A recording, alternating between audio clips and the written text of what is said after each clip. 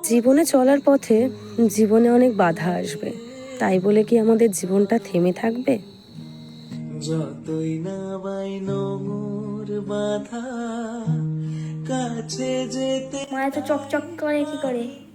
Cream মেখে দেখো কিচ্ছু মাখি আমি মুখে। সত্যিও আমার একটা লক্ষ্মী ছেলে, এই কথাটা আমি বলছি না, সবাই বলছো তোমরা। আর সত্যিই কি বলবো, যখনই যখনই আমি ওর ভিডিও দিই তোমরা এত প্রশংসা করো, আমার সত্যিই না খুব ভালো লাগে। সত্যি আমি জানি না, হয়তো কোনো জন্মে পুণ্যি করেছিলাম, তাই আমি আমার ছেলেকে পেয়েছি, ভাগ্য করেই পেয়েছি। ও না আমায় সত্যি খুব বোঝে, আমার কষ্টগুলো উপভোগ করে। জানি না ওর বয়সটা হয়তো অল্প, কিন্তু ও এখন থেকে এত বুঝদার বা অনেক বোঝে।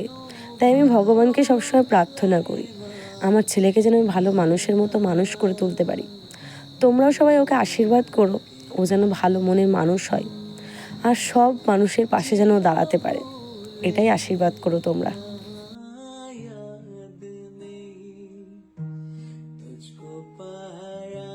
কালকে যখন ভিডিওটা আপলোড করেছিলাম, তারপর না প্রচুর পরিমাণে শরীরটা খারাপ হয়ে গেছিলো, প্রচুর জ্বর এসেছিল। যেহেতু আবার উঠে একটু হাঁটাহাঁটি করেছি, রান্না টান্না করেছি, রাত্রের দিকে আর উঠতেই পারিনি আমি। আজকে সকালেও উঠতে পারিনি, তাই একটু বেলাই হয়ে গেছে আজকে রান্নাটা করতে। যেহেতু আমি দুপুরে রান্নাটা করি না, আমার সকালে রান্না করি আর রাতে রান্না করি, দুদিনের জন্য আর কি রান্না করব। কিন্তু আজকে আমার হাজব্যান্ড নিজে রান্না করে নিয়ে চলে গেছিলো, আর আমি সকালে যেহেতু উঠতে পারিনি, কারণ প্রচণ্ড পরিমাণে মাথা ঘোরাচ্ছিল, তাই এখন উঠে আমাদের জন্য রান্না করছিলাম। তাই রান্নাটা একটু দেরিতেই বসিয়েছি, তার কারণ রাতের আর দুপুরের একেবারে করে নিচ্ছিলাম। আর সত্যি কথা বলতে আজকে একটু চিকেন খেতে ইচ্ছা করছিল, কিন্তু বাজারে যাওয়ার কেউ ছিল না বলে আর আমিও সাহস পাইনি যে হেঁটে এতটা দূর যাব। তাই যা ছিল ঘরে তাই রান্না করেছি।